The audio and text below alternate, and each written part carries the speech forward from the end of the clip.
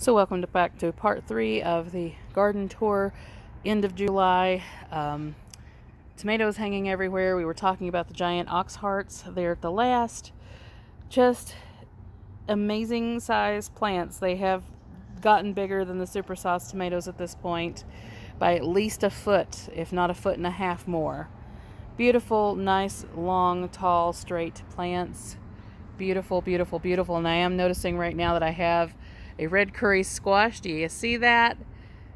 Right there over top of my clematis. That is a red curry squash that has climbed up the trellis and is bending back down. So, oh my goodness, it's wild. It's wild in here. Look at this.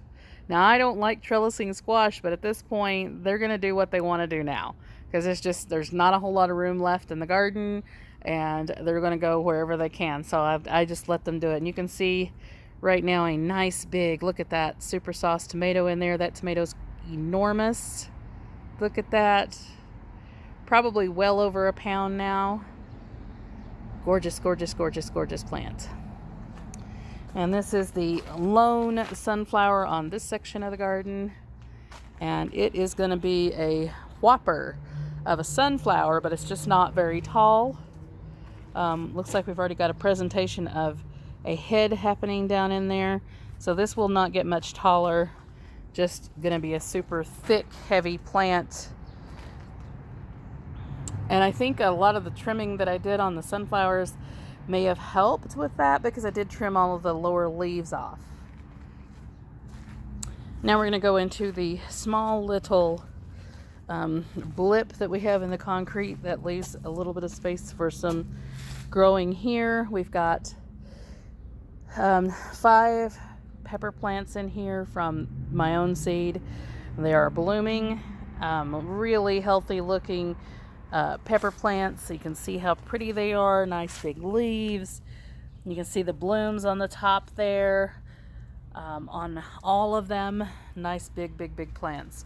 Got 9 sunflowers in here. These are the Chianti, Autumn Beauty, and the teddy bear, I think it is, dwarf. So lots of sunflowers in here. Looking forward to pretty colors.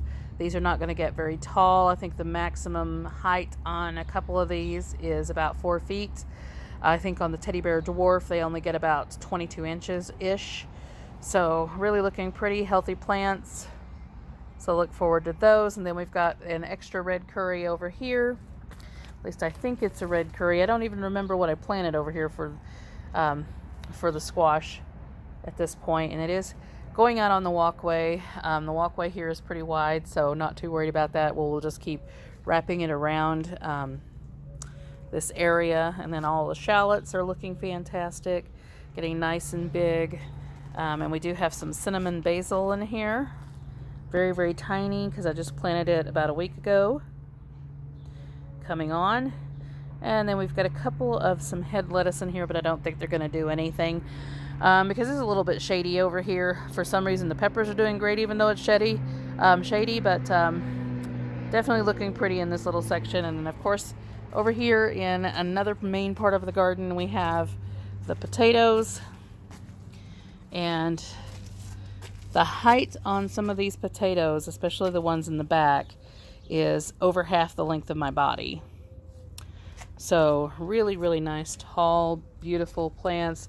But kind of makes me worry when you get this much foliage on a potato that you're going to have all green and not a whole lot of potatoes. That's what happens when you have too much nitrogen in your soil. And I think towards the back of section of this, the nitrogen kind of gets washed back here if you put any fertilizer on this. And I did amend it with a lot of compost and blood meal, bone meal, that kind of thing in this area. So could just have a little bit too much nitrogen. We'll see. And we do have some blooms that are coming on these potatoes. This will be the second run of blooms that they've had. We do have the one little strip of Idaho potatoes in there, and then we've got the Kennebec. Kennebec are all along this outer edge over in this section. And then over there, along that section, is the Idahos. And the Idahos and the Kennebecs both are blooming a second time. So that's unusual. I've never seen that happen before. but I guess it can. And the vines are still nice and green, and you want to wait until the vines start dying back and start yellowing and crisping before you pull them up, because you want that nice thick skin on the potato. So just going to leave them in here. We'll see what happens. And you can see that second run of blooms right here. And I did plant another row of Yukon Gold potatoes when I harvested the red Norland. And you can see those are coming up in this section. You can see them all along the back section here coming up. That is the Yukon Golds. So look forward to those. They will likely be blooming by the end of the season. I'm not sure if they'll get completely done, but anyway, they'll have potatoes even if we have to eat new potatoes. And then I wanted to talk about the carrots. We mentioned it in the first part of this video of how I planted this other row of carrots over in this section next to the potatoes. And if you notice in the shaded section, you can see all that greenery right there. That is the carrots. And up in the sunny section, there is nothing. A couple of weeds, but no carrots. So I think that the carrots are liking it a little bit more shady than what they had. So I'll be planting something else in that half of the row. I'm just not sure what yet. Maybe more turnips. We'll find out. Corn is about 4 feet tall now. We've got some tasseling going on the early sun glow that was left in here. But we do have one strand of the peaches and cream that is also tasseling. So it is about to take off on the tasseling. And we do have some corn cobs in there. They're taking off. So looking great. Beautiful plants. Nice, healthy. All of that. We've got some acorn squash in here. The 3 plants that were left. Looking beautiful. And they do have acorn squash on them. Kind of hard to see them because the plants are just so big. And then I have a white pumpkin. Actually, I have 3 white pumpkins over here. One that's fairly small, but it is blooming and has a white pumpkin on it. Another one that's kind of mid-sized. This is the one that struggled throughout the year, got broken and everything else, but came out really beautiful and has some white pumpkins on it. And then we've got a massive white pumpkin plant here. And this fellow has a stalk that is as big around as my upper arm. And I really wish that you could see it. I would have to really tear into there for you to see it. But massive stalk on it. And I am seeing a white pumpkin in there. Just massive plant. I wasn't expecting that at all. Same seed. All 3 are different. So very weird. All of my radishes that I had planted in this curve are beautiful, starting to get heads now. Really pretty plants, and these are the early scarlet globe. And all of the radishes I had in this section I've already harvested. They were all nice big radishes.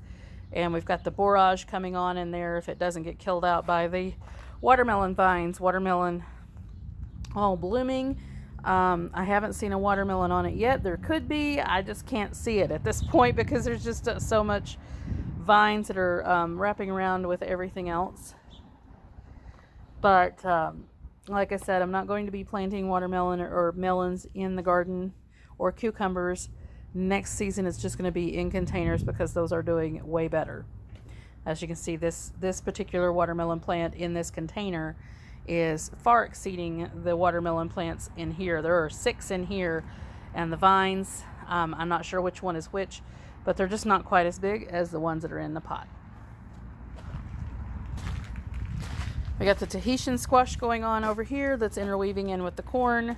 Looking beautiful, but I'm not seeing a whole lot of blooms on it yet. And I'm not seeing any Tahitian squash on it yet either. Massive plants, beautiful greenery, but not a whole lot of action yet. So I keep hoping that they will have some Tahitian squash because I've never actually grown these before. This is the first season. Beautiful plants though, but I just hope to get something off of them. So we'll see. They're kind of growing in with the corn at this point, and we've got beans in between each of the corn as well. They are running up the corn now. The corn in the back is catching up. So they are having the ability to run up on that corn, as well as all the corn in this front section. There's 2 rows with beans planted in between. All the beans look beautiful, all the squash looks beautiful, all the corn looks beautiful. And this is all of the container plants that we have. A few different varieties of basil. And this is a cucumber that's at the base of my lemon tree. We do have some cucumbers on it that I'm seeing now that I did not notice last night. Looks like they are pollinated and definitely doing much better than they are in the garden. So this is why I will not be growing cucumbers in the garden next year. I just think the soil is too cool here, even with the hot temperatures. All of my thyme and lemon thyme and spinach. We planted a second run of spinach in this pot, doing beautifully. And the oregano, amazing. It's Greek oregano. We've got I think this is a tiny Tim tomato in this pot, but it could also be a cherry tomato. This could be one of the Sun Gold cherry tomatoes. Not sure at this point. We will find out when they start turning color. But they're looking like cherry tomatoes. Looking beautiful, healthy, nice, big, beautiful plant. Lots and lots and lots of tomatoes on it. And then, of course, we have this planter with 2 yellow pear tomatoes in here. And they are putting on tomatoes. They're just much, much smaller plants. I do have a red curry in there, I think, if I remember correctly. And it is putting on runners now, so it's starting to catch up, looking beautiful. And got the, nasturtium back here. And the nasturtium is doing pretty good, but I don't think I'll plant it here next year. I just don't think there's enough room. And we do have a mammoth jalapeno in there. Looks like it's struggling a little bit, probably because it's too shaded. And then we have a chamomile pot here that my daughter went around and picked up all the chamomile out of the other pots, put it into this one, and looking beautiful. Purple basil here, and the purple basil is really taken off. You can see all that lovely color in there. And then we have the green basil. This is just a sweet basil here in the back. Looking beautiful. I have harvested some of it and got plenty more to harvest. And another 2 of the yellow pear tomatoes. Got loads of yellow pear tomatoes hanging on these. And a red curry squash in there. The clematis looking beautiful. Just don't think it's going to have any blooms this year. It'll probably be next year. And here is a surprise sunflower. This was out of the seed that came out of my daughter's bird seed. Beautiful little bloom. It has 3 buds on it, and just a gorgeous, gorgeous little sunflower. Very happy seeing it. And it's not very tall. It's only about 3 feet tall, so little guy. The mandevilla is looking absolutely beautiful. Gotten more blooms on it now. Definitely red. Really, really pretty. Got one kind of hiding in there. And then this is the straight 8 cucumbers, I think. Let me read the tag if I can still read it. Yes, this is the straight 8 cucumbers, and we do have cucumbers down in there. Here and there, looking beautiful. There's 2 plants in here, but at this point they're just so many runners you can't really tell anymore. And this is the Charentois cantaloupe spilling out over the top. We do have a couple of little cantaloupes on it. This one did get pollinated. I don't know if you can see it. Yes, there it is. That one got pollinated. It's taking off. And just beautiful plants. Gorgeous in those containers. So then now you can see why I'm not going to be doing melons in the garden. I'm going to be doing them in these pots next year. And that is the 3 Charentois. You can see a cabbage moth back there, even though they're not bothering my cabbages anymore or any of my other brassicas. They're just helping pollinate, so I'm going to leave them alive at this point. And we have another pepper plant that came out of my own seed back here and is getting blooms on it. It's much bigger plants, so definitely going to be putting peppers in pots next year. And this is the Minnesota midget cantaloupe. Lots and lots of blooms. I haven't seen any fruit yet, but I'm sure it's going to catch up. Beautiful plants. All of my black petunias looking beautiful, which are really just dark purple. My verbena. And the little tiny Tim tomato that is for my grandson in his little pot. Looking gorgeous. And I think we're going to have to go into a part 4. So, anyway, eggplant's looking great. And we're going to go on into a part 4.